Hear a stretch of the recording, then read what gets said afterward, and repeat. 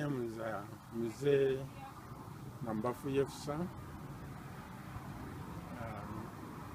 Before I had a training of beekeeping, I was very ignorant of the uses of bees.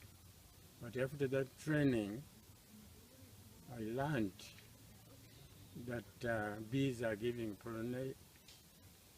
pollen to my sunflower crop, which I harvested with good yield and extracted the oil from it, which is helping me after sales to educate my fatherless grandson, who is now up to university level taking engineering course. Another use is nutrition in the home.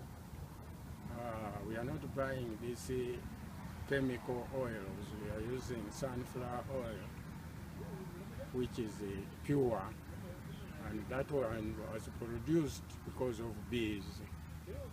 And I got an award being the best farmer, award of a machine, a power machine which uses petrol or diesel to produce oil, which is helping me, not me alone, but also the neighborhood are also using it.